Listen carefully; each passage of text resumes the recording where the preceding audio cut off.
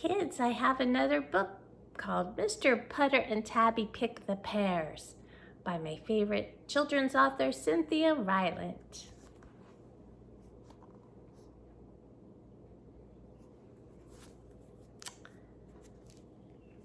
It was fall, and juicy things were growing in Mr. Putter's backyard.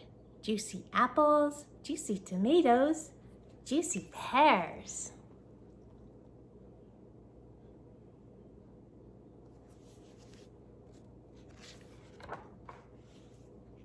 Mr. Putter walked with his fine cat, Tabby, among the juicy things, and he dreamed. He dreamed of apple pie and apple turnovers. He dreamed of hot apple cider with a cinnamon stick and stuffed red tomatoes.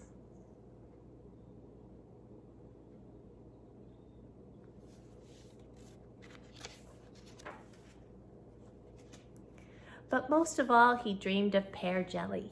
Mr. Putter loved pear jelly. He had loved it since he was a boy.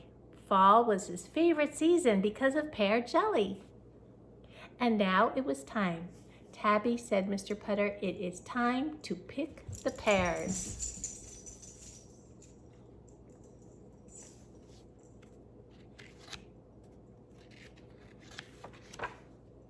Tabby loved it when Mr. Putter said it was time to do something. She was old, but she still liked excitement. She followed Mr. Putter into the garage where he found a ladder for pear picking. Then they went to the backyard where all the excitement was.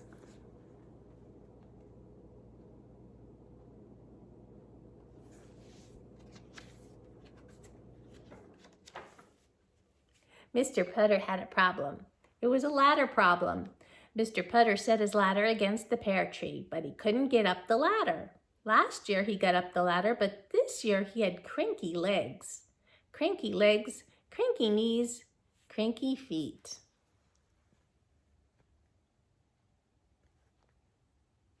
I can relate to that a little bit.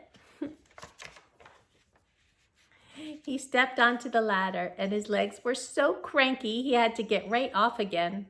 One trouble with being old, said Mr. Putter, is being cranky. Tabby knew what he meant.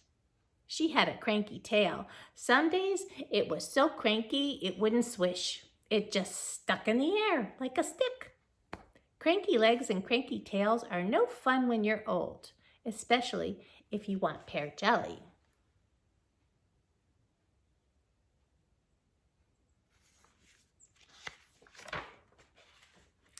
Mr. Putter looked at the pears still in his tree, and he thought and thought and thought. Tabby curled herself up and waited. She liked excitement, but she could wait for it.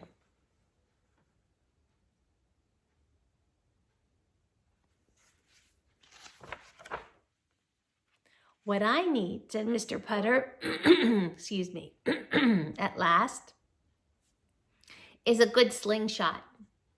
Mr. Putter knew about slingshots. He had played with them as a boy. They were good for knocking cans off logs, so they must be good for knocking pears off trees. Tabby followed him into the house to make a slingshot.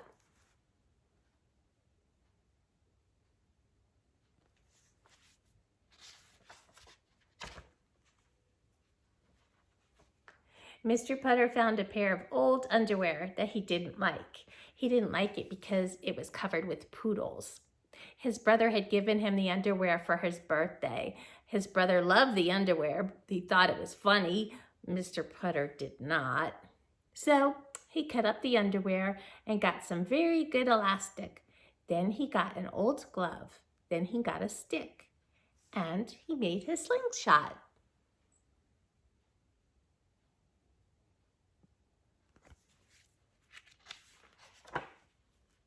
Mr. Putter and Tabby went back to the pear tree. Mr. Putter needed something hard and round to sling. Many of the apples had already fallen, so he picked up an apple. He put the apple in the slingshot. He aimed at a pear in the tree and pulled back as hard as he could.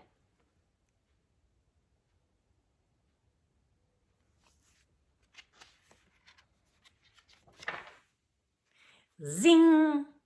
The hard round apple went flying up, up, up, over Mr. Putter's pear tree, over Mr. Putter's apple tree, over Mr. Putter's chimney, over Mr. Putter's house. Mr. Putter and Tabby watched as it flew out of sight.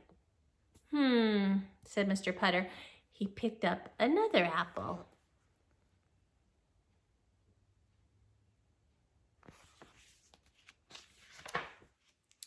Zing!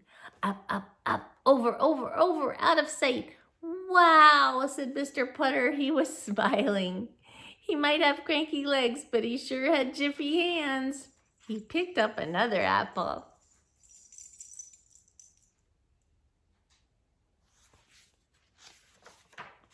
Zing! Another apple. Zing! Another. Zing! He forgot all about the pears. Tabby liked the first zings, but by the 7th zing, she began to yawn. By the 10th zing, she began to nod. And by the 14th zing, she was sound asleep.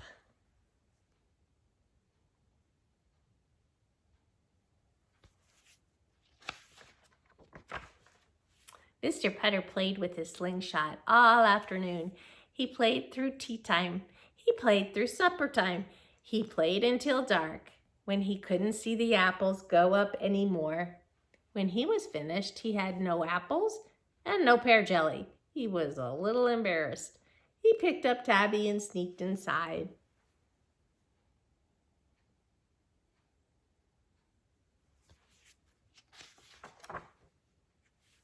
The next afternoon, Mr. Putter and Tabby were sitting on their porch. They were feeling sorry for themselves because they still had no pear jelly.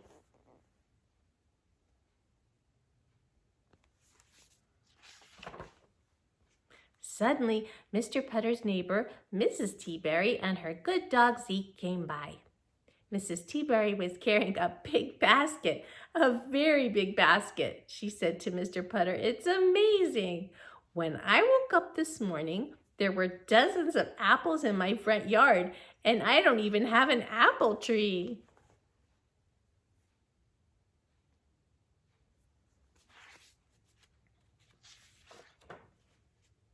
Mr. Putter looked at Tabby. "Amazing," he said. "So I made an apple feast," said Mrs. Teaberry. In the basket, she had 14 apple turnovers, 5 apple pies, 6 apple jellies, and a gallon of hot apple cider with cinnamon sticks.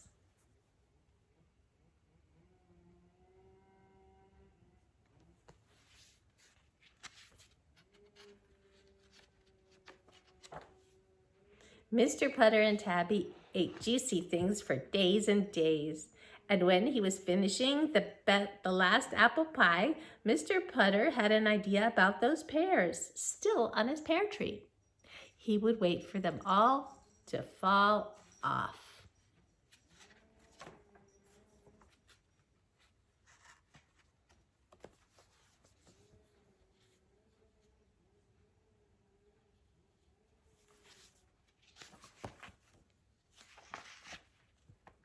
Then he would get his slingshot and start zinging.